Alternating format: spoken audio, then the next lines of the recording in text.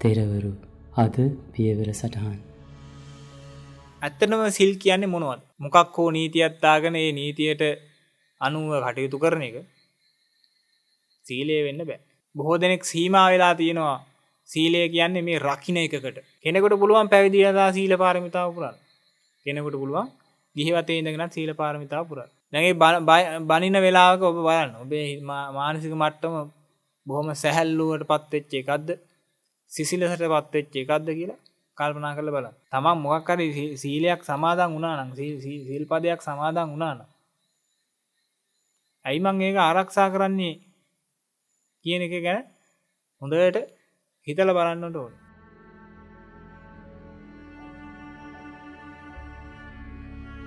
එහෙනම් එන්න. ඊතර වෙච්ච උත්තමීන් තිර බවට පත්වෙච්ච පියවර හොයාගෙන පියමන් කරන්න. තෙරක් නොමැති සසරි එතෙරවන තෙරවන.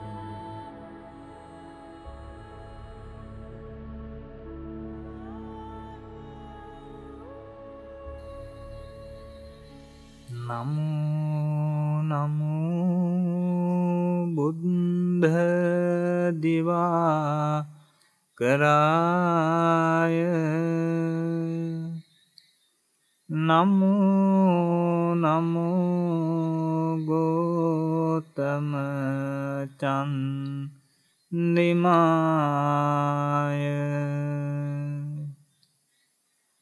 නමෝ නමෝ නන්ත ගුණන් නවාය නමෝ නමෝ සාක්‍ය නන්දනාය.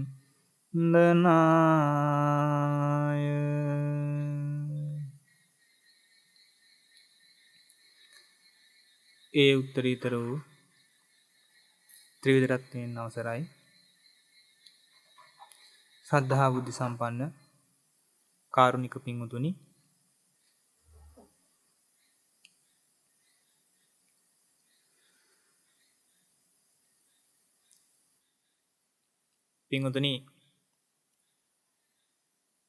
තෙරවරු දේශනා මාලාවේ තවත් එක දේශනා දිගහැරුමක් තමයි මේ ආරම්භ කරන්න සූදානම් වෙන්නේ. අපි මේ වෙනකොට මේ දේශනා මාලාවේදී දස පාරමිතා ගැන සාකච්ඡා කරන්නට යෙදුණා. ඒකෙන් අපි දාන පාරමිතාව ගැන අපිට පුළුවන් හැටියට බොහෝ කරුණු කාරණා සාකච්ඡා කරන්නට යෙදුණා. අපි අද මේ සතියේදී සීල පාරමිතාව ගැන යම් ප්‍රමාණයක් සාකච්ඡා කරන්නට බලාපොරොත්තු වෙනවා. පින්වතුනි, සීලය කියන එක ගත්තාම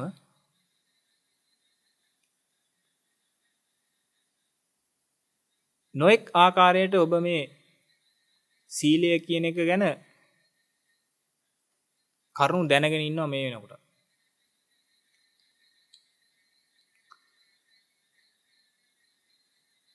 පංචශීලය කියලා එකක් ඔබ දැනගෙන ඉන්නවා. ඒ වගේම ආජීව අෂ්ටමාංග සීලය, අටසිල්, නවාංග උපෝසථ සීලය, දස සීලය ආදී වශයෙන් බොහෝ සිල් ගැන ඔබ දැනගෙන ඉන්නවා මේ වෙනකොට. සාමාන්‍යයෙන් සීලය කියන්නේ මොකක්ද කියලා අහුවාම ඕව ගැන තමයි බොහෝ කෙනෙක් සඳහන් කරන්න යෙදෙන්නේ. ඉතින් මම පුංචි කාලේ අත්දැකීමක් කියන්නම්. බොහොම පුංචි කාලේ නොතේරෙන කාලේ අපේ ආච්චි මගේ ගිහි කාලේ අපේ ආච්චි සිල් ගන්නට යනවා. ඒ සිල් ගන්න ගිහිල්ලා සිල් පවාරණය වෙලා හවසට ගෙදර එනකොට ඒ දානමාන වලට හම්බෙච්ච මොනවා හරි තල කැරල්ලක් හරි කේක් කෑල්ලක් හරි මොකක් හරි එකක් ඉතින් එනකොට අරගෙන එනවා. ඉතින් අපි පුංචි කාලේ කොහෙද ගියේ කියලා අහුවාම ආච්චි කියනවා සිල් ගන්න ගියා. ඉතින් අපි අහනවා කෝ සිල්. ඒතකොට ආච්චි අපිට දෙනවා අර මොනවද එක්ක තල කෑරල්ලක් එනත කේක් කෑල්ලක් මොනවා හරි ටිකක් දෙනවා. අපි දැනගෙන හිටියේ ඒ කාලේ මේ සිල් කියලා කියන්නේ ඒවා කියලා. ඉතින් ආච්චි සිල් අරගෙන එනකොට අපි අහන්නේ කෝ සිල් දෙන්න සිල්. කෝ අපිට දෙන්න සිල් කියලා. මොනෝම දැනුමක් තමයි ඒ කාලේ වෙනකොට තිබ්බේ සිල් කියන්නේ මොනවද කියලා. ඉතින් පස්සෙන් පහු තමයි ටික ටික පන්සිල් කියලා එකක් තියෙනවා. ඒවා මේ ගෙදර බුදු පහන තියලා මේ සමාදන් වෙන්න ඕනේ හැමදාම. ওই විදිහට තමයි ඒ කාලේ ටික ටික දැන් ওই සීලය ගැන දැනගත්ත හැටි. ඊට පස්සේ පන්සලට ගිහිල්ලා පොයේ දවසට සිල් සමාදන් අට සිල් සමාදන් වෙනවා. දස සිල් සමාදන් වෙනවා. ඔය ආදී වශයෙන් ඔන්න ඔය ආකාරයට තමයි සිල් ගැන මේ සීලය කියන එක ගැන ටික ටික දැනගත්ත විදිය.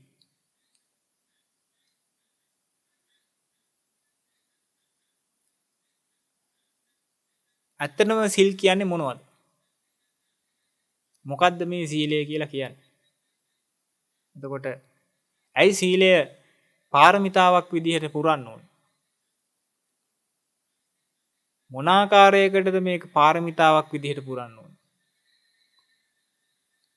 කොහොමද අපි ඒක කරන්නේ? ඇයි සීලය වැදගත් වෙන්නේ මේ නිවනට?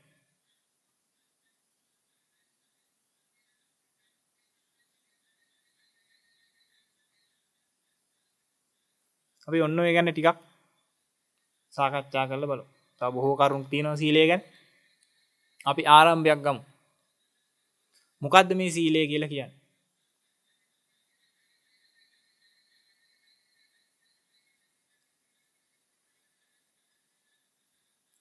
බොහෝ කරුණු කාරණා අවශ්‍ය නැහැ. බොහෝම සරලව සීලය කියන එක ගැන අර්ථකථනය කරන්න පුළුවන්.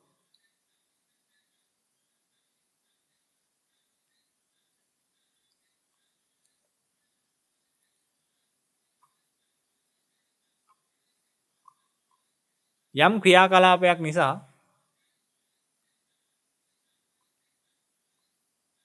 ඔය ලය සිසිල් වෙනවා නම් එහෙම නැත්නම් ඔය සිත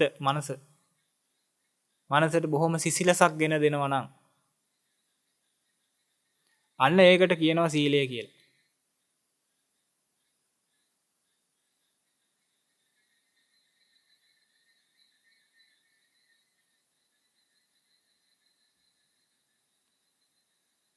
එතකොට ඒ ලය සිසිල් භාවයට පත් වෙන ආකාරයන් තමයි ලයට සිසිලසක් ගෙන එහෙම නැත්නම් මේ හිතට මනසට යම් සිසිලසක් ගෙන දීම පිණිස කටයුතු කරන්න ඕනේ විදි ගැන තමයි අපි ඔය කලින් දැනගෙන හිටියේ. පන්සිල් කියලා දැනගෙන හිටියේ. ඒ පංචශීලයේ ආරක්ෂා කරනවා කියන එක තුල ඒ ක්‍රියාකලාපය තුල ඒක හරියාකාරව කරනවා නම් ඒ ක්‍රියාකලාපය තුල සිතට යම් සිසිලසක් දැනෙන්න ඕනේ. යම් සහනයක් දැනෙන්න ඕනේ.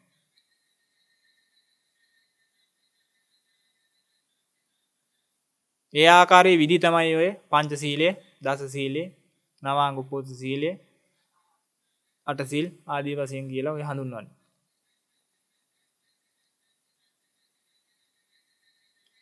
සරලව සීලය ගැන අර්ථ දැක්වුවොත් ඔන්න ඔය ආකාරයි. එතකොට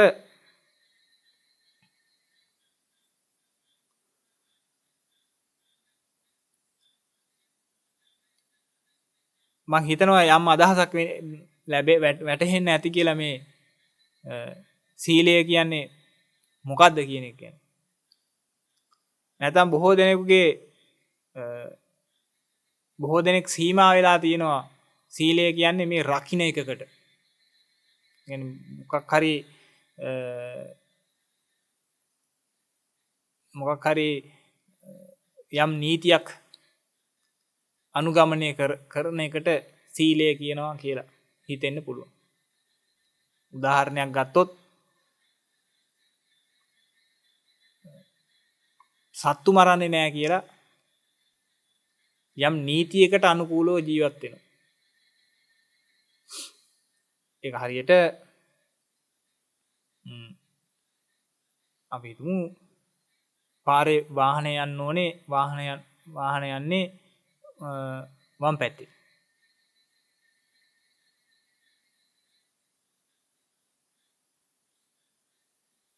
එතකොට දකුණු පැත්තෙන් යන්නේ නැහැ. පාරේ දකුණු පැත්තෙන් වාහන ගමන් කරන්නේ. වම් පැත්තෙන් විතරයි යන්නේ. එතකොට ඒක ආරක්ෂා කරගෙන යනවා. කියන මොකක් හරි නීතියක් ආරක්ෂා කරගෙන යනවා. එතකොට නීතියක් ආරක්ෂා කරගෙන යනකොට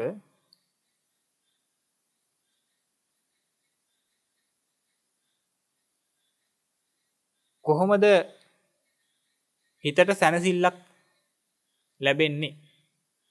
හිතට සිසිලසක් ලැබෙන්නේ, ලයට සිසිලසක් ගෙන දෙන්නේ කොහොමද කියලා කල්පනා කරලා බලන්න.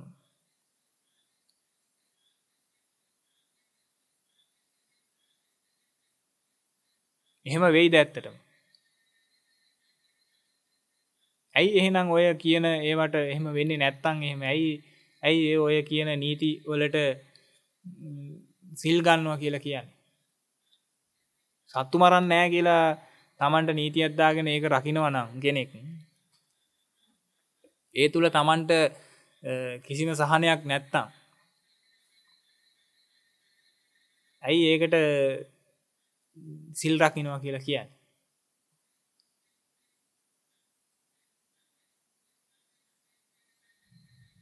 මොකද්ද මේකේ තියෙන වෙනස?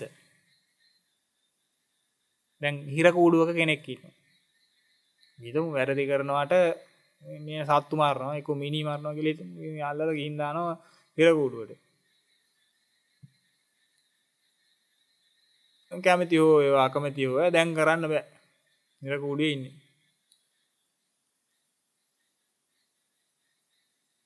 දියත් අමාරුවෙන් හරි අර නීතියට මේ අනුකූලව තමයි දැන් ඉන්නේ. මොකද ඒකට පිටින් යන්න බෑ. දැන් එයා එතකොට සීලයක්ද රකින්නේ. එයා එහෙම කරනකොට ඒ කෙනාට යම් සිසිලසක් දැනෙනවද? ලය සිසිල් වෙනවද? හිතට යම් සැනසුමක් සිසිලසක් දැනෙනවද? කියලා කල්පනා කරලා බලන්න.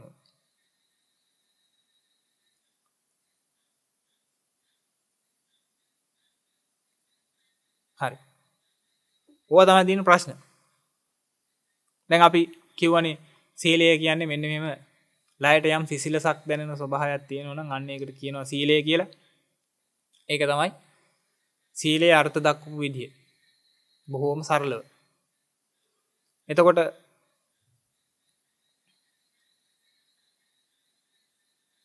කොහොමද එහෙනම් මේ සීලය පාරමිතාවක් විදියට පුරන්නේ? කොහොමද සීල් ආරක්ෂා කරන්නේ? ඇයි සීල් ආරක්ෂා කරන්නේ? ඕවට ටික ටික අපි උත්තර අරගමු. මං හිතනවා දැන් පැහැදිලි වෙන්නේ නැති කියලා යම් නීතියකට අනුකූලව කටයුතු කිරීම සීලය නොවන බව.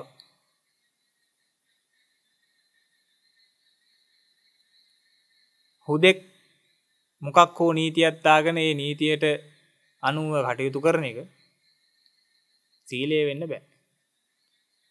මොකද නීතියක් දාගෙන ඒ නීතියට අනුව කටයුතු කරන එක කෙනෙකුගේ හිත දැහැල්ලුවටපත් කරන එකක් විදිහක් වෙන්න විදියක් නැහැ. බොහෝ වෙලාවට ඒක හිතර දෙයක්. අපි හිතමු නිකන් පොඩි නීතියක් දාගන්නවා මේ දවසට 4 පාරක් විතර තේ මොනවා හරි බොන්න කන්න සූදානම් වෙලා තිබුණා නම් දැන් ඒක කරන්නේ නැහැ කියලා දැන් සමාදම් වෙනවා. ඒක සමාදම් වෙලා දැන් ඒක ආරක්ෂා කරනවා. දැන් ඒක ආරක්ෂා කරන එකේ මිනිස්යාගේ හිතට සහනයක් ගෙනල්ලා දෙනවද අසහනයක් ගෙනල්ලා දෙනවද? පුදුම අමාරුවෙන් ඇත්තේ. හරි අපහසුතාවයකින් ඇත්තේ. එහෙනම් ඒ ලයට සිසිලසක් ගෙනල්ලා නැහැ.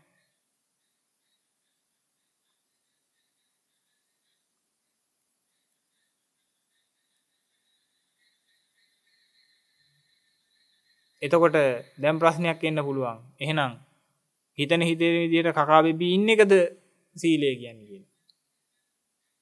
එහෙමත් නැහැ. සත්තු මරණ එකද සීලය කියලා කියන්නේ හිතේ ඒතකොට. සත්තු මරන්න නැතුව ඉන්න එක සීලය නෙමෙයි නං. මොකද්ද සීලය කියන්නේ?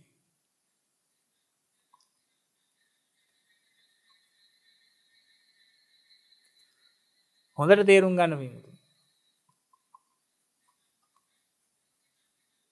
තමන් යම් දෘෂ්ටියක් දරාගෙන ඉන්නවා නම් ওই කියන දේ සම්බන්ධව. අන්න ඒක තමයි මෙතෙන්දි වැදගත් වෙන්නේ. නීතියකට අනුව කටයුතු කරන එක නෙමෙයි. කලිනුත් අපි දාන පාරමිතාව ගැන සඳහන් කරනකොට කිව්වනේ. බෝධිසත්වයන් වහන්සේලා බොහෝම කල්පනාකාරීවයි මේ කටයුතු කරන්නේ. බොහොම සිහිනුවණින් මේ කටයුතු කරන්නේ. දන් දෙන්නේ බොහොම සිහිනුවණින්. සත්‍ය මොකද්ද කුසලයේ මොකද්ද කියන එක ගැන බොහොම නුවණින් විමසලා බලලා ඒ කටයුතු කරන්නේ. එහෙනම් සීල පාරමිතාව පුරන්නේත් ඒ විදිහටම තමයි. නිකන් ආවට ගියාට නීතියක් දාගෙන ඒක අනුගමනය කරන වැඩ පිළිලක් නෑ උන්වහන්සේලාගේ. බොහොම සිහිනුවණින් සිහි කල්පනාවෙන් මේ කටයුතු කරන්නේ. එහෙනම් සත්තු මරන්නේ නැතුව නිකන් ඉන්නව නෙමෙයි. හිතුමනාපෙට ඔහේ සත්තු මරන්නේ නැතුව ඉන්න ඔහේ. ගානක් නැහැ ඔය සත්තු මරන්නේ නැහැ කියලා එහෙම නැහැ.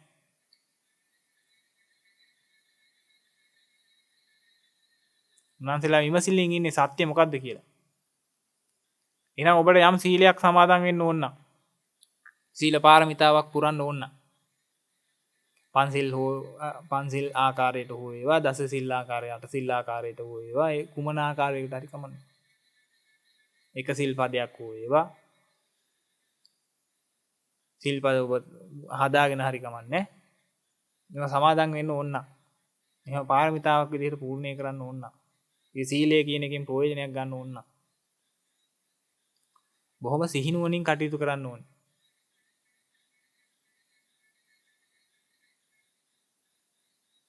සීලය කියන එක ගැන තව හොඳට දැනගන්නට ඕනේ. දැන් අපි අර්ථකථනයක් දුන්නානේ සීලය කියන්නේ ලය සිසිල් වෙන එක කියලා. එහෙනම් දැන් කල්පනා කරලා බලන්න ඕනේ ලය සිසිල් වෙන්නේ කොහොමද කියලා. ලය සිසිල් වෙනවා කියන්නේ මොකද්ද? මේ හිතට සැනසීමක්, සැනසෙල්ලක්, සැහැල්ලුවක්, සිහිල් බවක් දැනෙන්නේ කොහොමද? බෝධිසත්වයන් වහන්සේලා එහෙමයි කටයුතු කරන්නේ. හොඳ විමසිල්ලෙන් කටයුතු කරනවා. කොහොමද එහෙම වෙන්නේ කියලා. ආවට ගියාට කටයුතු කරන්නේ නැහැ.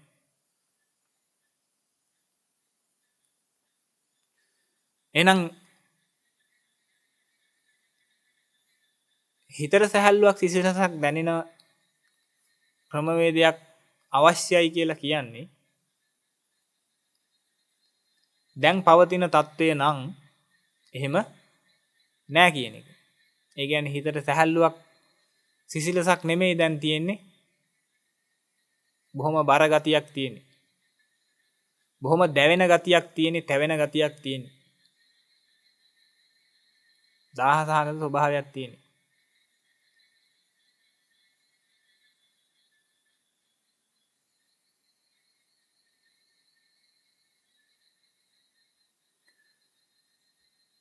විශේෂයෙන් දේශය ගැන කතා කරොත් එහෙනම් දේශ ගිනි ගැන දේශසහගත ස්වභාවයෙන් ගිනි අරගෙන තියෙන විශේෂයි ප්‍රධාන කොටස.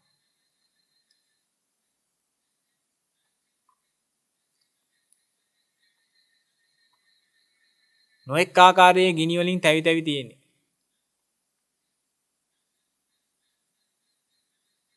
දැනට පවතින ලයේ ස්වභාවය ඔන්න ඕක. එහෙනම් ඔන්න ඔය දැවෙන තැවෙන ලය තමයි සිසිල් බවට පත් වෙන්නට ඕනේ.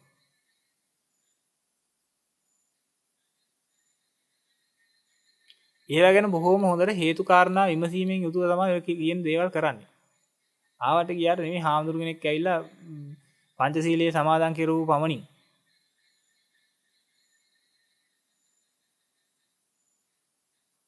ඒ සිල්පද ටික කිව්වයි කියලා එහෙම වෙන්නේ නැහැ. හරි අවබෝධයෙන් ඕනේ දේවල් ගැන කටයුතු කරන්න.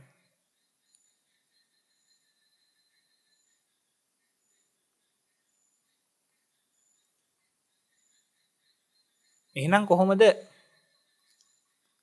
ඔය කියන ගිනිගත් තත්ත්වය දැවෙන තැවෙන තත්ත්වය සිසිල් බවට හරවන්නේ? මොනවා නිසාද ඔය කියන දැවෙන තැවෙන තත්ත්වයන් නැති වෙලා තියෙන්නේ?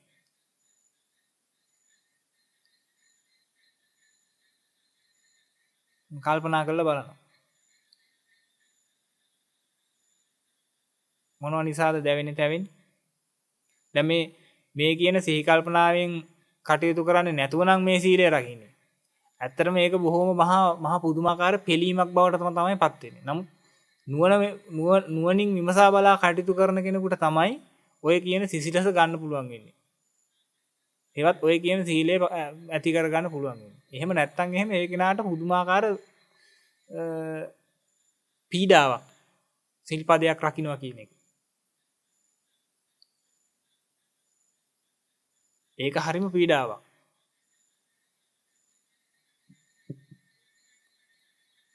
ඒ පීඩාවන් ඊට පස්සේ ඉවස ගන්න බැරි වෙනවා.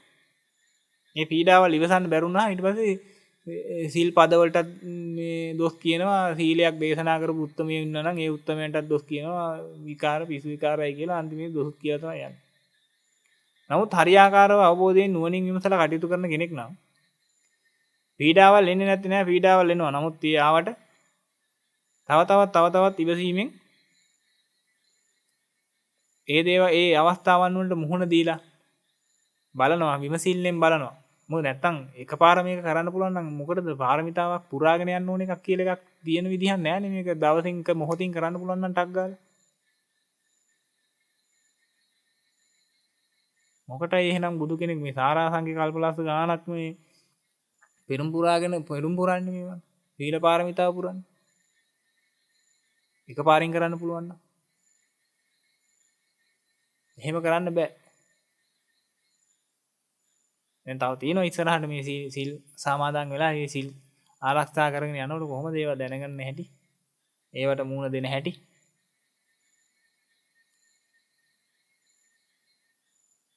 ඒවා දැනගෙන ඉන්න ඕනේ. නැත්තම් තමන් කරන්නේ මොකද්ද කියන එක ගැන හරි අවබෝධයක් නැහැ. හරි වැටහීමක් නැහැ.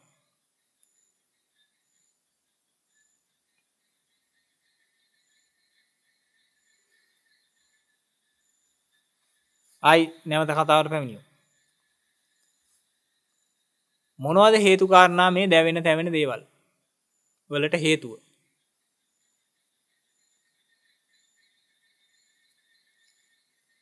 අපි උදාහරණ වශයෙන් ගමු. රස තෘෂ්ණාව කියලා එකක් තියෙනවා.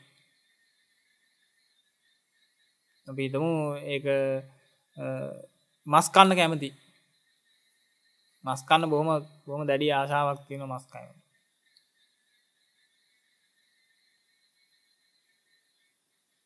ඒතොර මස් කෑමට දැඩි ආශාවක් තියෙන කෙනා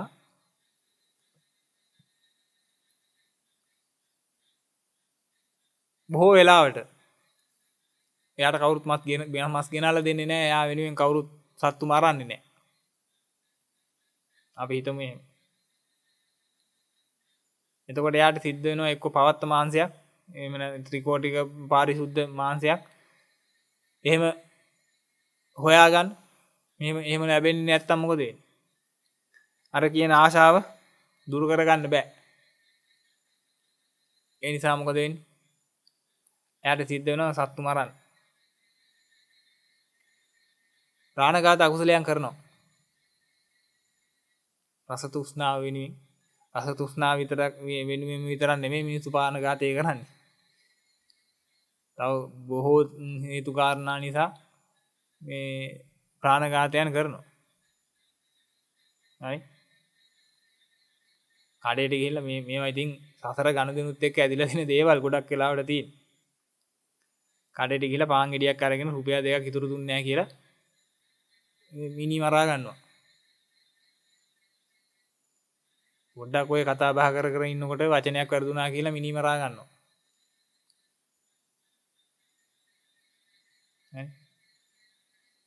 එක්කෝ මේ අල්ලපු ගෙවල් වල ඉන්න මොකෙක් හරි බල්ලෙක් හරි මොකෙක් හරි ගෙදර මිදුලේ ජරා කරා කියලා උට ගහන කොල්ලෙන් මැරෙන්න. හරි. ඔයගේ නොඑක් ඒවා. මදුරුව ඇඟේ වැහලා රිදෙව්වයි කියලා මොකද කරන්නේ මදුරුවාට? චෝක් ගාලා චොප්ප වෙන ගහනවා. කැරපොත්තු වලම්පින් අංගවල වහනවායි කියලා මොකද කරන්නේ? අර මොකක් හරි ස්ප්‍රේ එකක් ගෙනල්ලා ඒ ගාලා උන්ව මරනවා. කූඹි හැමතැනම එනවා නම් උන්ව ස්ප්‍රේ කරලා ඒක ගිනි තියලා හරි මොන හරි කරලා මරනවා. මීයෝ ගෙදර කරදර කරනවා නම් මොකද කරන්නේ? මී කතුරක් තියලා මීයෝ මරනවා. හරි. ඔහොම තමයි තියෙන්නේ. ගෙදර බල්ලගේ කිනිතුල්ලෝ ඉන්නවා නම් ඒ කිනිතුල්ලෝ ටිකත් මරනවා.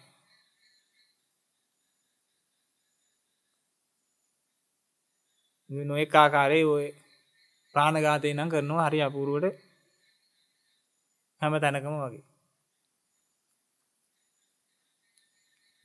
මම රස තෘෂ්ණාව කියලා එක නිකන් එක උදාහරණයක් විතරයි මම මේ කිව්වේ. නමුත් නොඑක හේතු කාරණා නිසා ප්‍රාණඝාත අකුසලයේ කියන එක කරනවා අය. බොහෝ අය කරනවා. එතකොට මේ ප්‍රාණඝාත අකුසලයේ කියන එක ගත්තොත් ඔය ප්‍රාණඝාතය කියන එක තුල ඒ කෙරෙන ප්‍රාණඝාතයක් කෙරෙන සිත් වල තියෙන ස්වභාවය පොඩ්ඩක් කල්පනා කරලා බැලුවොත් මහා පුදුම දැවෙන ස්වභාවයක් තියෙනවා, තැවෙන ස්වභාවයක් තියෙනවා ඒ සිත්වල. බොහොම සිසිලසටපත් වෙච්ච, සැහැල්ලුවටපත් වෙච්ච හිතකින් ප්‍රාණඝාතයක් කරන්නට බෑ. ඔබ අතින් ඕනේ තරම් ප්‍රාණඝාතයන් සිද්ධ වෙලා ඇති. ඔබ කල්පනා කරලා බලන්න. ප්‍රාණඝාතයේ පැත්තකට තියන්න කාට හරි ගැහුවා බැන්න කියලා හිතන්නකෝ. ප්‍රාණඝාතය කියන්නේ ඊට වඩා එහා ගිය එකනේ. බැන්නලා තියෙනවනේ. කේන්ති ගිහිල්ලා බැන්න. දැන් ඒ බනින වෙලාවක ඔබ බලන්න. ඔබේ මානසික මට්ටම බොහොම සැහැල්ලුවටපත් වෙච්ච එකක්ද? සිසිලසටපත් වෙච්ච එකක්ද කියලා කල්පනා කරලා බලන්න. එහෙම නැත්තම් බොහොම දැවෙන තැවෙන ස්වභාවයක්ද ඔය හිතේ තියෙන්නේ කියලා. එහෙනම් දැවෙන තැවෙන ස්වභාවයක් තියෙන බව ඔබලත් අත්දැකීම් තුලින්ම ඔබට වටහා ගන්නට පුළුවන්. හොඳටම පැහැදිලි වෙනවනේ ඒක. බණින වෙලාවෙදිත් කොහොමයි නම් ගහන වෙලාවෙදි කොහොමද? ගහන වෙලාවේදී එමනම් මරණ වෙලාවේදී කොහොමද?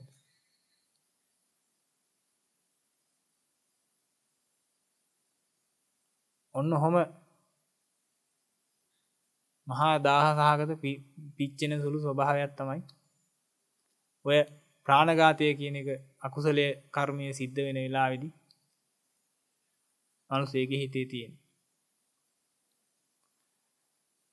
එහෙනම් අන්නේ කියන කාරණාව හොඳට තේරුම් ගන්න ඕනේ ඉස්සර වෙලා. ඔය කියන කාරණාව තේරුම් ගන්නේ නැතුව ප්‍රාණඝාත අකුසලයෙන් වෙන් වෙලා ඉන්න වෙලාවේදී තමන්ගේ හිත තමන්ගේ හිතට බොහොම සිසිලසක් එහෙම ලැබෙන බවක් දන්නේ නැහැ. තේරුමක් නැහැ ඒ ගැන.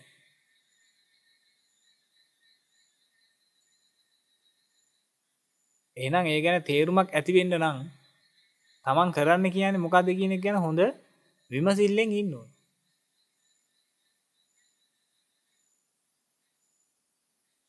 මොකද්ද මේ කරන්නේ කියලා. තමන් මොකක් හරි සීලයක් සමාදන් වුණා නම් සීල් පදයක් සමාදන් වුණා නම් ඇයි මං ඒක ආරක්ෂා කරන්නේ කියන එක ගැන හොඳට හිතලා බලන්නට ඕනේ. පින් සිද්ධ වෙන හින්දා. ඔය සිල් ගත්තාම පින් සිද්ධ වෙනවා.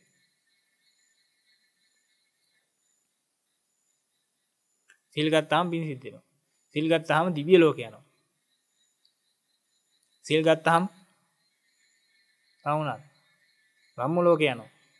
සිල් ගත්තාම සිතූ පැතූ සම්පත් ලබා දෙනවා. ලෞකික සැප සම්පත් සීලය නිසා ලැබෙන ලෞකික සැප සම්පත් මෙතකයි කියන්නේ. මම සීලය ගැන ඕන තව තියෙනවා බොහෝ කතා කියන්නේ.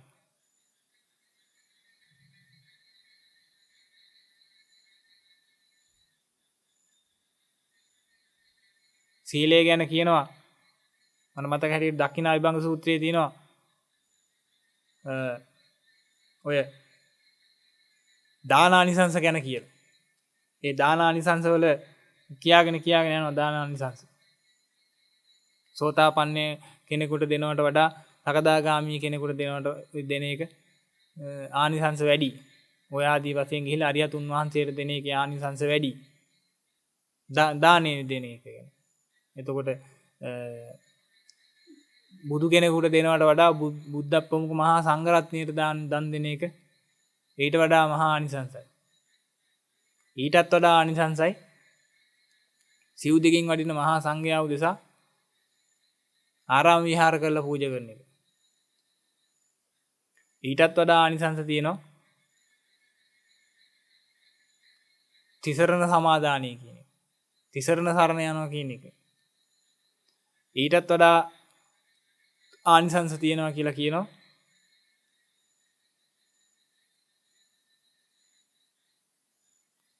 පංචශීලය ආරක්ෂා කරන එක.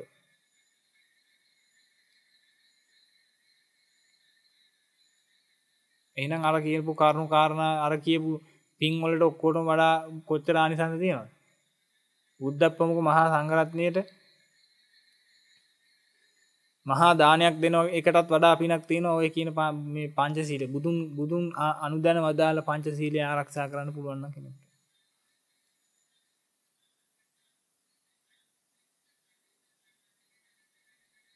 එයා සීලය ගැන ඔන්නෝ තරම් දේවල් කියලා තියෙනවා. එතකොට සීලය කියන එක හඳුන්වනවා පින්වතුනි මහා ධනයක් විදිහට.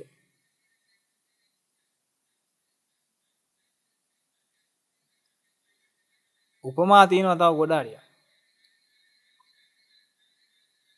සීලය කියන එක මේ සසර නැමැති මහා කාන්තාරයේ පිළිනු නොවි ඒ කාන්තාරය තරණය කරගෙන යන වෙලාවේදී අරගෙන යන බත් මුලක් කියලා කියනවා. නොඑක් මෙහෙ දීපු උපමා සීලයකට. එතකොට මාර පරාජය සඳහා මහා ආයුධයක් කියලා කියනවා සීලය. කෙලස් බිඳ දැමීම පිණිස පවතින මේ මාර යුද්ධයට අවශ්‍ය මහා සන්නාහයක්. අර යුද සෙබළු අඳින්නේ කඩු පාරවල් වදිනවට යකඩ ඇඳුම. අන්න ඒ වගේ උපමා කරලා තියෙනවා සීලයට.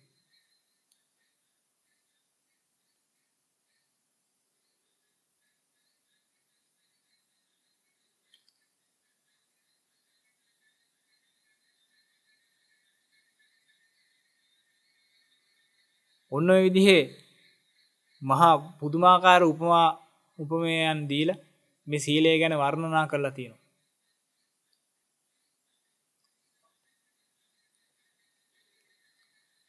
එහෙනම් සීලය කියලා කියන්නේ බොහොම මේ සුළුවට ගත යුතු කාරණාවක් නෙමෙයි. සීලය කියලා කියන්නේ මේ නීතියක් දාගෙන ඒක රකින්න එකට නෙමෙයි. බොහොම නුවණින් යුතුව තමන්ගේ හිත තුළ ඇති කරගත යුතු තත්ත්වයක් ගැන මේ කියන්නේ. එකපාරටම කරන්න පුළුවන් එකකුත් ගැන නෙමෙයි මේ කියන්නේ. එහෙම එකපාරටම කරන්න බෑ. මොකද සසරේ සැරිසරන සත්වයෝ මේ ලෝක සත්‍යය පුරුදු වෙලා තියෙන්නේ. දස අකුසලයේ කිරීමටමයි පුරුදු වෙලා තියෙන්නේ. කාමභෝගී ජීවිත ගත කරන්නේ. ඒව තමයි පුරුදු. දස අකුසලයෙන් වෙන් වෙලා ඉන්නවා කියන එක පුරුදු කරලා නැහැ.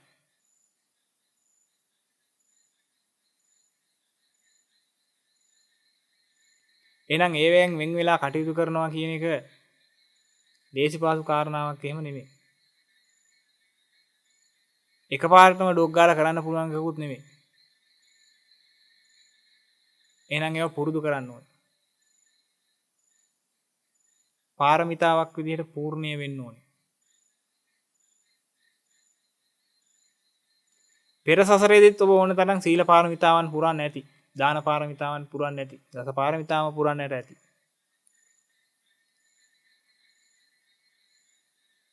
දන්නේ නැහනේ.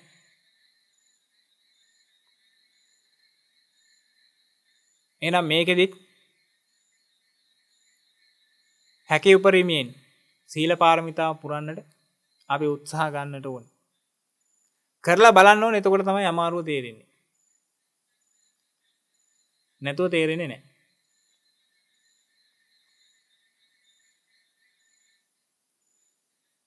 දැන් සීලය කියන එක පුරාගෙන යනකොට මේ සීලය කියන එක ආරක්ෂා කරන්න උත්සාහ ගන්නකොට දැන් අපි හිතමු නිකන් අපි ප්‍රාණඝාතයෙන් වැළකීලා සිටිනවා කියලා.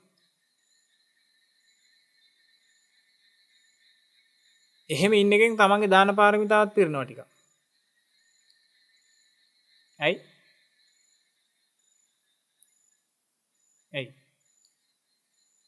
සත්තුන්ට මොනවද දෙනවද? අබය දෙනවා. ජීවිතේ දන් දෙනවා.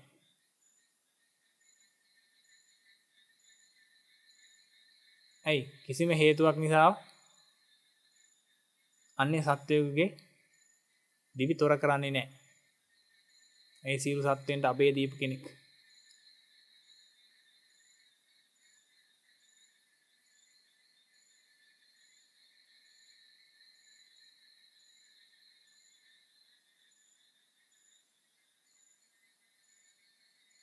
එහෙනම් ප්‍රාණඝාත කරන්නේ නැති කෙනෙක් සියලු ලෝක සත්වයාටම අබේ දාණය දීපු කෙනෙක් බවට පත් වෙනවා.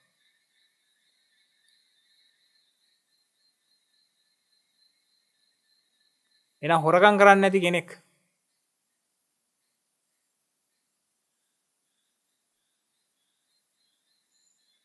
අනේ ලෝක සත්වයාගේ වස්තු වලට අබේ දාණය දුන්නා වෙනවා.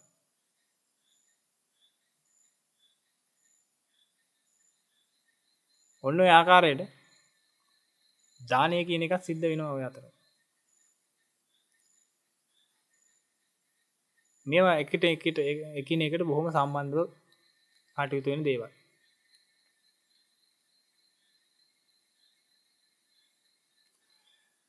එහෙනම් ওই විදිහට ආනාදිමත් සංසාරයේ ඉඳන් පුරුදු කරගෙන ආපු ගිනිගෙන දැවෙන වැඩපිළිවෙල ටිකක් තමයි අපි හැමෝම ළඟ තියෙන්නේ.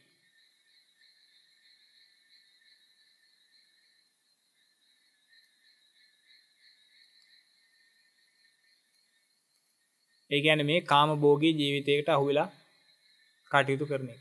ඒවෙන් ගැලවෙන්න බෑ.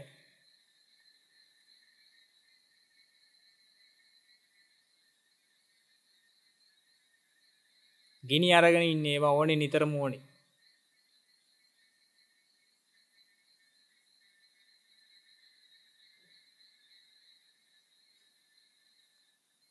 රූප බලන්න ඕනේ නිතරම, ශබ්ද අහන්න ඕනේ නිතරම. රසයන් ඕනේ නිතරම, ගන්ධ සුවඳ ඕනේ නිතරම. ස්පර්ශයන් ඕනේ නිතරම. මොයි ඇයි ගිනි අරගෙන ඉන්නේ.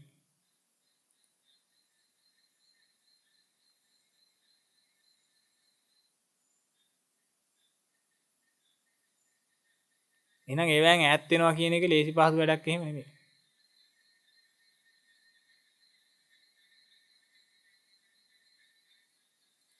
හොඳ සිහි කල්පනාවක් සහ හොඳ අදිස්ථානයක් තියෙන්න ඕන. මොකද දැන් මේ කවුද මේක කරන්න හදන්නේ? බෝධිසත්වයෙක් තමයි මේක කරන්න හදන්නේ. සම්මා සම්බුද්ධත්වයේ හෝ වේවා, පච්චේක බුද්ධත්වයේ හෝ වේවා, අරිහත් බුද්ධත්වයේ හෝ වේවා. මේ හැමෝම බෝධිසත්වවරු තමයි. අපි බෝධිසත්වයෝ නෙමෙයි. අපි බෝධිසත්වයෝ තමයි. අපි අරිහත් බුද්ධත්වයේ ප්‍රාර්ථනා කරනවා. ඒ උදෙසා කරුණු කටයුතු කරනවා. ඒ උදෙසා පාරමිතා ධර්මයන් පූර්ණේ කරගෙන යනවා.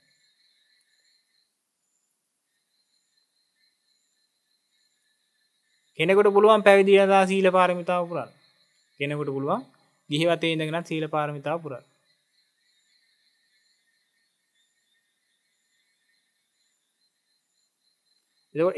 ඒක පොඩ පටන් ගන්න ඕන. ඒ පටන් ගන්නකොට තමයි ඒ අවස්ථාවන් වලදී තියෙන අමාරුකම් වලට මූණ දෙන්න පුළුවන් වෙන්නේ. එතකොට ඒක පාරමිතාවක් වෙන්නේ. ඒක පාරමිතාවක් නම් ඒ එන බාධක ජය ගන්න පුළුවන් වෙන්නට ඕන. එහෙම නැත්තම් ඒක පාරමිතාවක් වෙන්නේ නැහැ. අනේ දැන් නම් බෑ නිකන්. එහෙම කිව්වොත් එහෙනම් ඒක පාරමිතා ගණනට ගන්න බෑ. පාරමිතාවක් නම් මොකද්ද වෙන්න ඕනේ? ඒවා කඩ කරන්නේ නැති වෙන්නට ඕනේ. කඩ කරන්නේ නැති වෙන්නට ඕනේ.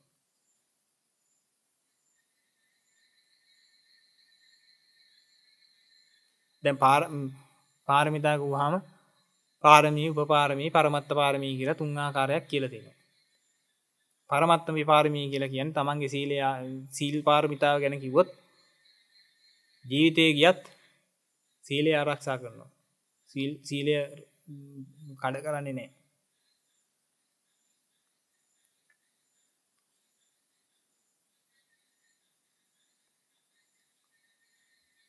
උපපාරමී කියලා කියන්නේ තමන්ගේ ශරීර අවයව නැති වුණත් සීලය කඩ කරන්නේ නැහැ. සීලය ආරක්ෂා කරනවා. පාරමී කියලා සීල පාරමී කියන කොටසට තමන්ගේ වස්තු භෝග කොච්චර නාස්ති වුණත් වස්තු භෝගයන් හරස් වෙන්න දෙන්නේ නැහැ තමන්ගේ සීලය බිඳීම පිණිස. සීලය ආරක්ෂා කරනවා වස්තු භෝගයන් වලට මොන වුණක් කමන්නේ නැහැ.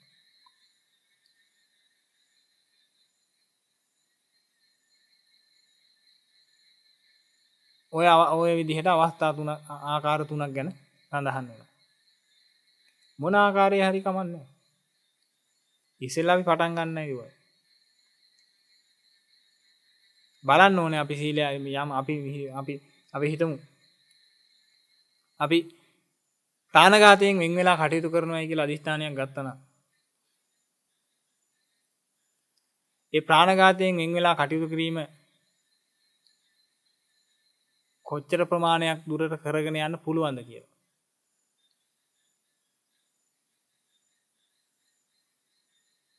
මොනවද ඒවට හම් වෙන ඉස්සරහට එන බාධක කියලා.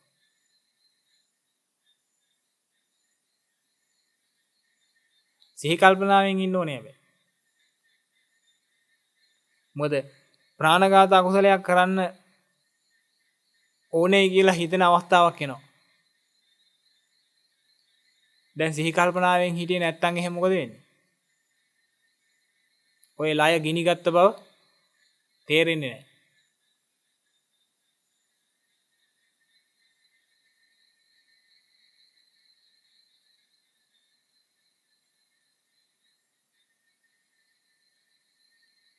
තමන් අදිෂ්ඨානයක් තිබ්බනම් කිසිම හේතුවක් මත මම ප්‍රාණඝාත අකුසලයේ කරන්නේ නෑමයි කියලා.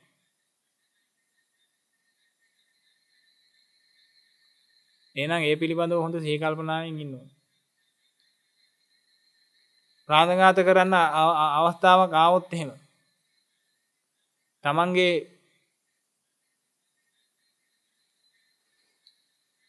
මනස තුල මහා දාහයක් ඇති වෙච්ච ස්වභාවය අඳුර ගන්නට ඕනේ.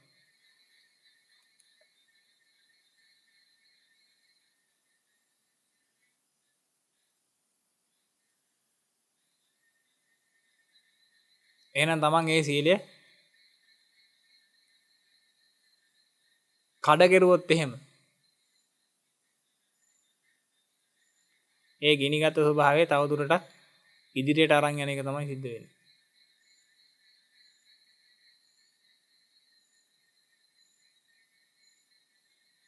හැබැයි සත්තු මරන්න නැතුව ප්‍රාණඝාත කරන්නේ නැතුව ඉන්නවා කියන එක තුල Tamanට යම් ලයට යම් සිසිලසක් දැනෙනවා නම් යම් සැහැල්ලුවක් හිතට ලැබිලා තියෙනවා නම්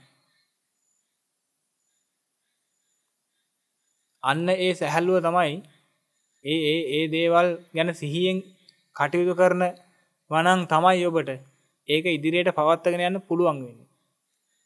එහෙම නැත්නම් තමන් මොකද්ද මේ කරන්න කියන එක සම්බන්ධව කිසිම අදහසක් නැත්නම් බොහොම తాවකාලිකවම මේ දේවල් නතර වෙනවා. මොකද ඉවසන්න හේතුවක් නැහැ එච්චර දුරකට.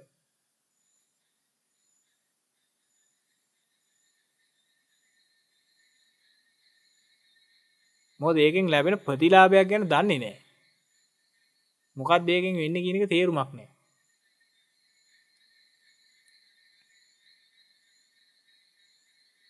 නිකමට හිතලා බලන්න. හොරකම් කරන මිනිසෙක් ඉන්නවා කියන්නේ. දැන් නිතරම හොර හිත තියෙන මිනිසෙක් අපි හිතමු කඩේකට ගියා කියලා. පුරුද්ද හොරකම් කරන එක තමයි පුරුද්ද වෙලා තියෙන්නේ. මොකක් හරි සුපර් මාකට් එකකට ගියා කියලා හිතන්න. ඔය හොර හිත තියෙන මිනිස්සයා බලන්න කොච්චර 1000කින්ද ජීවත් වෙන්නේ කියලා ඒ තියෙන. මොකද ඇයි හැමතිස්සෙම හිත දුවනවා මොනවා හරි හොරකම් කරගන්න. හරි බයෙන් හැකෙන් ඉන්නේ කාට හරි අහුවෙන්න බෑ, පේන්න බෑ, පේන්නේ නැති වෙන්න, අල්ලපු කෙනාට පේන්නේ නැති වෙන්නත් ඕනේ, කඩේ අයිතිකාරයට පේන්නේ නැති වෙන්නත් ඕනේ, වැඩ කරන් ඉන්න අයට පේන්නේ නැති වෙන්නත් ඕනේ. බඩු ගන්න ආපු මිනිසුන්ට පේන්නේ නැති වෙන්නත් ඕනේ. එළියට යනකොට අහුවෙන්න ඕනෙන්නත් ඕනේ. ඔක්කොම කරගන්න ඕනේ. පේන්නේ නැති වෙන හංග ගන්න ඕනේ. ඔක්කොම ගැන බොහොම හරි දාහසහගත ස්වභාවයකින් ඉන්නේ. හරි බයකින් ඉන්නේ.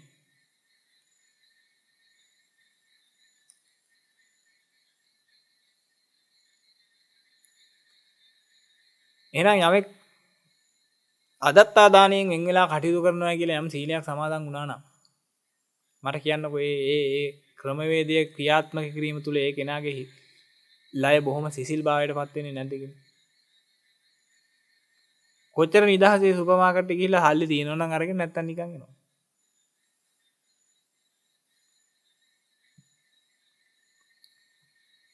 තමන් ළඟ හල්ලි තියෙන ප්‍රමාණයට අවශ්‍යතාවයෙන් සපුරගෙන එනවා.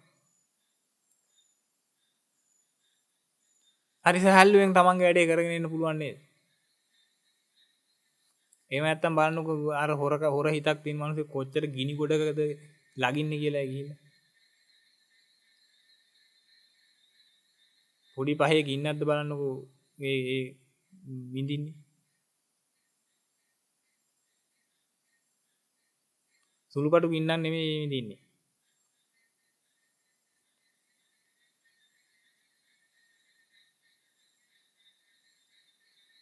එහෙනම් ඔන්න ඔය දේවල් ගැන අවබෝධයෙන් ඉන්න ඕනේ.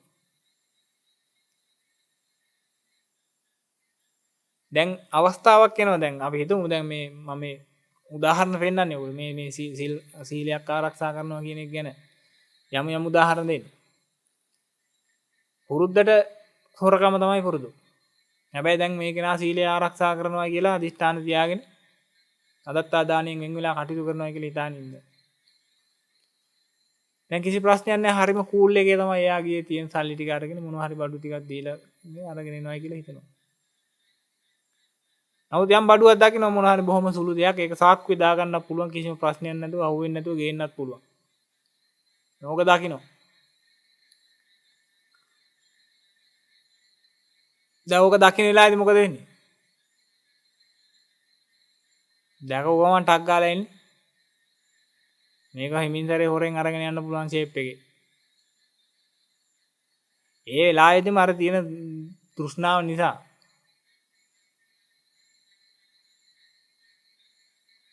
අර හිත ටක් ගාලා ගිනි ගන්නවා. ඒ ගිනි ගත්තට සිහි කල්පනාවෙන් හිටියොත් තමයි අනේ මේ මෙච්චර මේ මම මේ බොහොම සතුටින් හිටියා මේ මොකක්ද මේ මොකක් නිසාද මේක අපරාධේ මේ ගිනි ගොඩකට වැටුණානේ කියන එක ගැන දැනගන්න පුළුවන් වෙන්නේ. ටක් ගාලා සිහිය එලව ගන්න පුළුවන් වෙන්න ඕනේ අවස්ථාවේදී. තමන්ගේ සීලය සිහිපත් වෙන්න ඕනේ මේ අවස්ථාවේදී. තමන් සීලයක් සමාදන් වෙච්ච කෙනෙක් බවට සිහිපත් වෙන්න ඕනේ මේ වෙලාවේදී.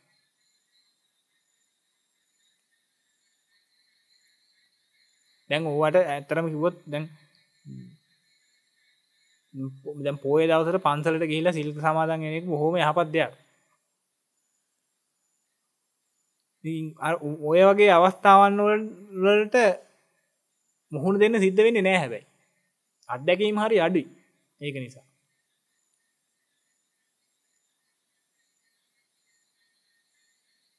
පන්සලටත් ගිහිල්ලා සිල් සමාදන් වෙනවා. ගෙදරදිත් සාමාන්‍ය ජීවිතය ගත කරනකොටත් උත්සාහ කරලා බලනවා. මේවයි බෝධිසත්වයෙක් වහන්සේලා පාරමිතාව පුරාගෙන යනකොට ඒක මේ පොයේ දවසට විතරක් කරනවා කියලා එහෙම ගන්න එපා. හැකි උපරිමයෙන් ඒක ඒවා කඩන්න නැතුව තමන්ගේ ජීවිතයේ තියෙන තුරාවටම සිල් සමාදන් වෙන වෙච්ච උත්මය ගැන ඕනෑ තරම් තියෙනවා කතා.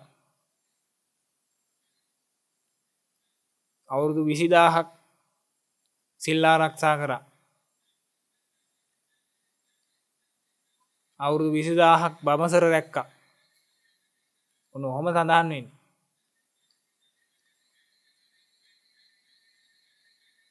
නමුත් සීලය කියන එක කොච්චර වටින දෙයක්ද කියනවනම් ඉතින් අපි එහෙම මේ මාසෙකට සැරයක් හෝ බෙහෙවස් සමාදන් වෙන එක මහා උතුම් දෙයක් කොට සලකනවා ඉතින්.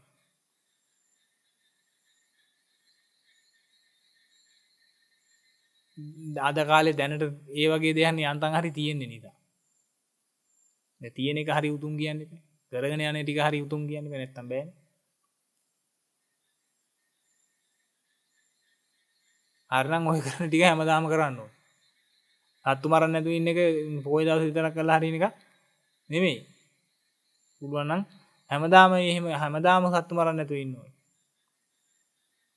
හැමදාම හොරකම් කරන්න නැතුව ඉන්න ඕනේ.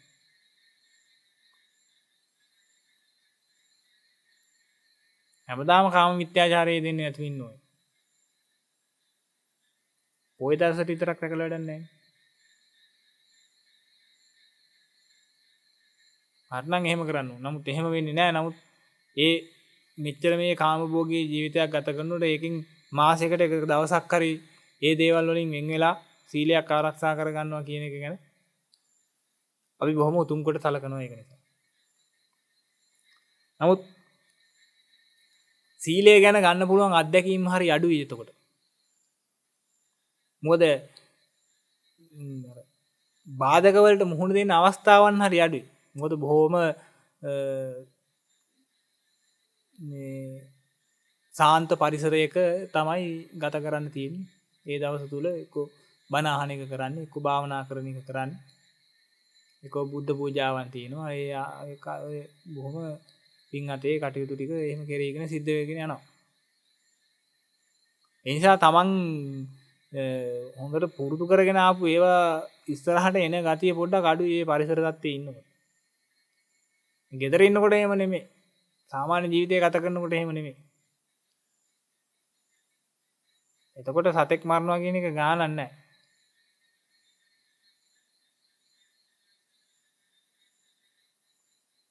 ඒවා හරිම නෝමල් දේවල් බවට පත් වෙනවා. අන්න ඒ අවස්ථාවන් වලදී තමයි ඒවට මූණ දෙනකොට තමයි මේ සීලයක් ආරක්ෂා කරනවා කියන එකේ අමාරුකම තේරෙන්නේ. දවසක් නැත්තම් අර පිං සිද්ධ වෙන නිසා යන තැනට මොනවා හරි හදා ගන්න ඕන නිසා මාසෙකට දවසක් යන්තම් ගිහින් සුදු රෙද්දක් ඇඳගෙන පෙනී ඉඳලා එහෙම කරන එක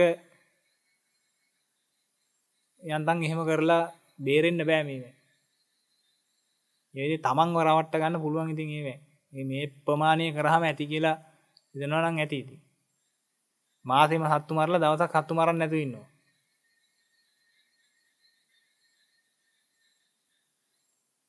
ඒ කියන්නේ මාසෙම මරපු සත්තු ටික ඒ කරපු පව් ටික මේ පරිසම් දෙන්නේ නැද්ද ඒකට?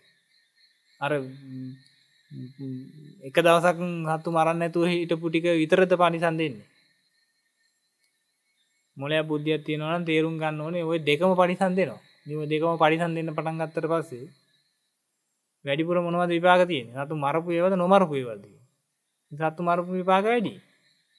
එහෙනම් ඒවා පරිසම් දෙනකොට වැඩිපුර මොනවද පරිසම් දෙන්න තියෙන්නේ? සත්තු මරපු විපාක ටික තමයි පරිසම් දෙන්න තියෙන්නේ.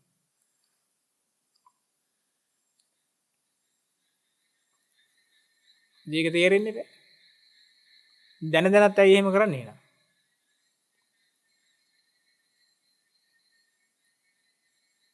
තාම අවශ්‍යතාවයක් නැහැ ඒකට. මේ සසරෙන් මිදෙන්න ඕනේයි කියලා සමහර විට තාම හිතිලා නැති වෙයි.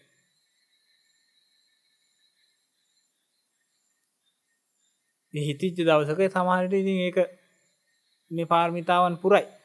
උත්සාහයෙන් අදිෂ්ඨානයෙන් වීරයෙන් ඒව කරයි.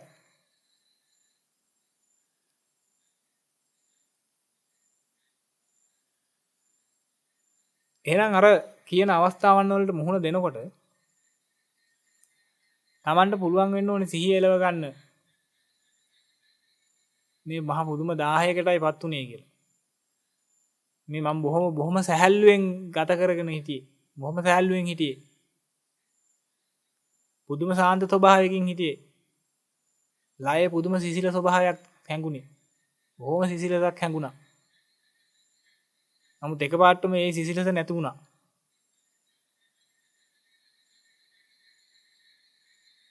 එතකොට ඒ වෙලාවේ යා උත්සාහ කරන්නේ සීලය මේ කියන්නේ ඒ පදේ ආරක්ෂා කරන්නම විතරක් නෙමෙයි. බෝධිසත්වරු බොහොම සිහියෙන් ඉන්නේ.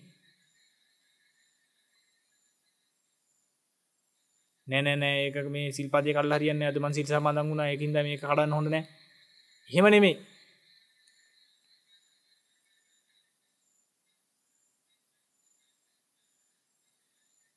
ඒගොල්ලෝ ගන්නේ තමන්ගේ ලයට යම් සිසිලසක් දැනෙලා තිබුණා නම් අන්නේ සිසිලස පාවලා දෙන්නේ නැහැ.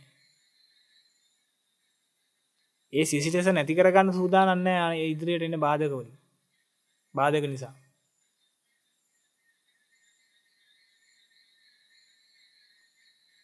හේතුව ඒ තියෙන සිසිලසේ වටිනාකම දන්න නිසා.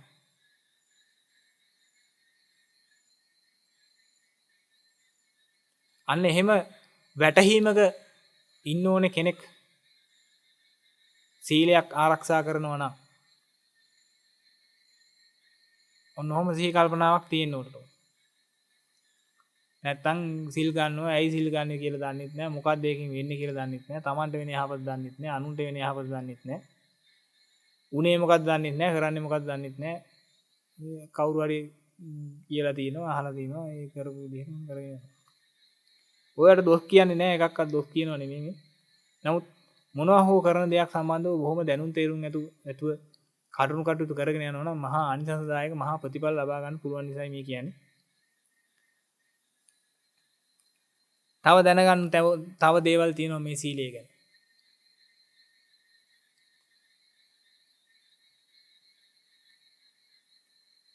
දැනට මේ ප්‍රමාණයෙන් තේරුම් ගන්න. මේ සීලය කියන්නේ ආවට ගියාට පුරාගෙන යන පාරමිතාවක් නෙමෙයි. පදයකට සීමා වෙච්ච එකක් නෙමෙයි. ඔය සීල් පදය කියලා කියන්නේ ලයට සිසිලසක් දෙන කටයුතු කරන්න ඕනි විදිහක්.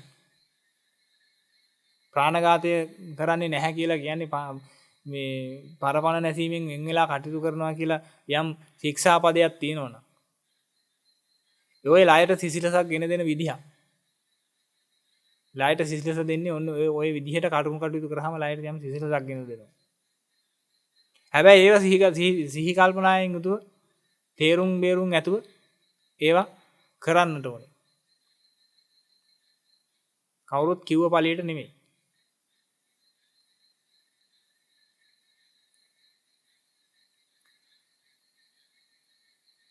අපි උත්සාහ කරලා බලමු. මේවා තේරුම් බේරුම් ඇතුව අපිට පුළුවන් ප්‍රමාණය මේ සීලේ පාරමිතාවක් විදිහට පුරාගෙන යන්න. අපි මේ වෙනකොට කාල වේලාව අවසන් නිසා අපි දේශනාව අපි හමාර කරමු. අපි ඊළඟ සතියේ කතා කරමු. සීලය කොහොමද මේ නිවන් මාර්ගට උදව් වෙන්නේ? මේ ශාසන ඉතිහාසයේ සීලයන් ආරක්ෂා කරපු උත්මයෝ ගැන, සීලේ ආනිසංස ගැන ගොඩක් කරුණු කාරණා තියෙනවා තව කතා කරලා. ඉතින් අපි ඒවා ඉදිරි සතියේදී සාකච්ඡා කරමු. දැනට මම විශ්වාස කරනවා ඔබ සියලු දෙනාටම මේ සීලය කියන එක සම්බන්ධව යම් හෝ අවබෝධයක් ලැබෙන්නේ නැති කියලා. මේ පාරමිතාවන් පුරණ එක සම්බන්ධව, සීල පාරමිතාව සම්බන්ධව යම් සරල අදහසක් හෝ ලැබෙන්නේ නැති කියලා. අපි ඉදිරියට කතා කරගෙන යන්න. එතකොට තව මේ සීල පාරමිතාව ගැන දැනගන්න පුළුවන් වෙයි. ඔබ මේ සීල පාරමිතාවන් ගැන බොහෝ කොට දැනගන්න. ඒ සීලයේ පුරපු උත්මය ගැන දැනගන්න. ඔබේ හිතේ බොහෝම චිත්ත ප්‍රසාදයක් ඇති. ඔබට හිතේ මේ සීල පාරමිතාව මාත් පුරන්නට ඕනේ කියලා. ඔබට හිතේ මේ නිවන සාක්ෂාත් කර ගැනීම පිණිස මම පුළුවන් තරම් වෙහෙස මහන්සි වෙලා මම බොහොම වීරියෙන් යුතුව බොහොම අදිෂ්ඨානයෙන් යුතුව මේ සීල පාරමිතාව පුරන්නට ඕනේ කියලා. ඔබ දකී මේ සීල පාරමිතාවේ තියෙන වැදගත්කම මොකක්ද කියලා. ඉතින් අපි ඉදිරියට තවදුරටත් මේවා ගැන සාකච්ඡා කරගෙන යමු. එහෙනම් පින්වතුනි අපි දේශනාව මෙතනින් හමාර කරමු. ඊට පතමින් අපි කෙටි පුණ්‍යානුමෝදනාවක් සිදු කළා. දේශනාව හමාර කරමු. හොඳයි පින්වතුනි එහෙනම් සීල දිනාම සිහිපත් කරගන්න. බොහෝ වේලාවක් සද්ධර්මයේ සාකච්ඡා කරලා සද්ධර්මයේ දේශනා කරලා සද්ධර්මයේ මානසිකාර කරලා ලබාගත්තා වූ යම් කිසි කුසල ආශිර්වාද ශක්තියක් තියෙනවා නම් ඒ සීලම පුණ්‍ය ගංගා කුසල ගංගා සීල ලෝක සීල සත්‍යයන්ට මනුමෝදන් කරමු. පළමු කොටම සිහිපත් කරගන්න පින්වතුනි.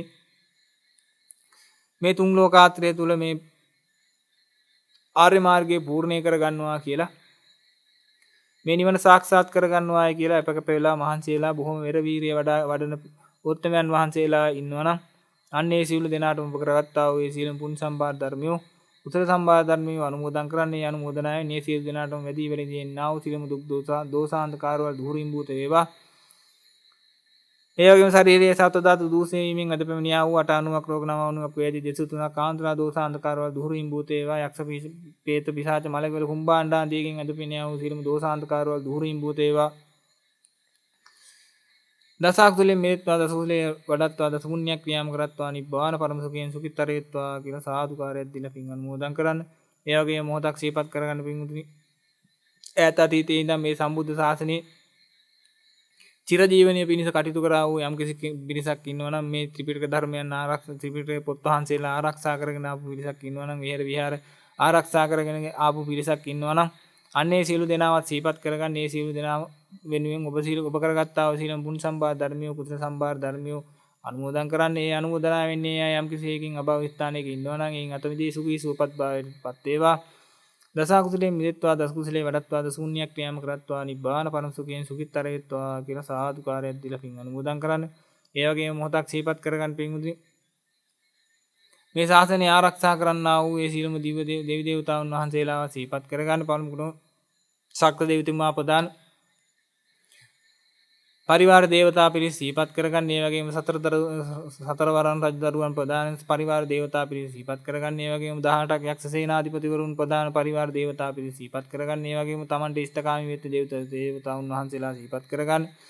වෘක්ෂ දේවතාවුන් වහන්සේලා සිහිපත් කරගන්න. මේ තමන් දුකකට කරදරයකටපත් වෙච්ච වෙලාවේදී තමන්ට පිහිටක් ආරක්ෂාවක් ලැබුවේ ආයු වෙන විවිධාකාර නම්ගත් වලින් පෙනී සිටින්නා වූ ඒ සීලම දෙවි දේවතා උන්වහන්සේලාවත් සිහිපත් කරගන්න ඔබ කරගත්තා වූ ඒ සීලම පුණ්‍ය සම්පාද ධර්මිය කුසල සම්පාද ධර්මිය ඒ දෙවියන් කෙරෙහි අනුමෝදන් කරන්න ඒ දෙවියන් ඒ අනුමෝදනාවෙන් ඒ දෙවියන්ගේ දිව්‍යානුභාවය වැඩි වේවා දිව්‍ය තේජස දිව්‍ය ඊර්ධිය දිව්‍ය දීප්තිය වැඩි වේවා চিරහත් කාලයක් සම්බුද්ධ ශාසනය ආරක්ෂා කරගනිත්වා දසකුසලෙන් මිදෙත්වා දස කුසලයේ වඩත්වා දස පුණ්‍යක් ක්‍රියාම් කරත්වා නිබ්බාන පරම සුඛයෙන් සුඛිතර වෙත්වා කියලා සාදුකාරයක් දීලා පින් අනුමෝදන් කරන්න.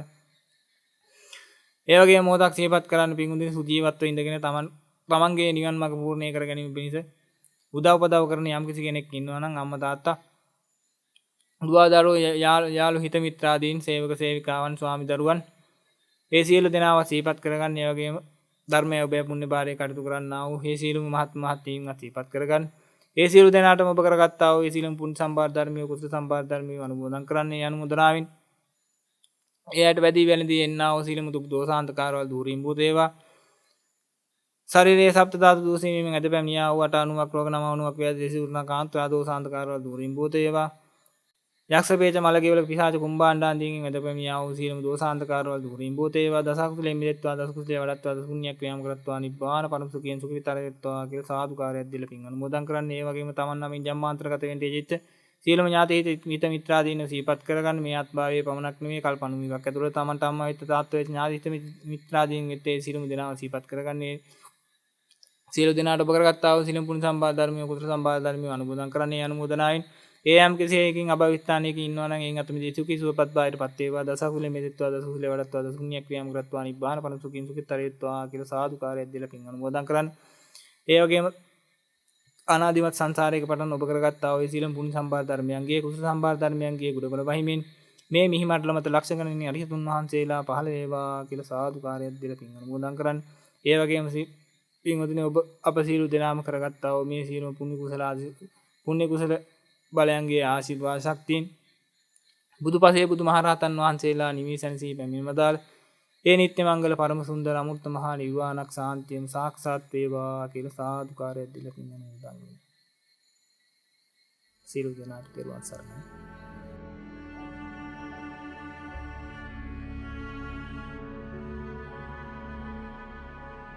තිරභාවයට පියමන් කරන ගමනේ තවත් පියවරක් සමගින් හමුවමු ලබන සතියේත්. තෙරක් නොමැති සසරි එතෙරවන තෙරවන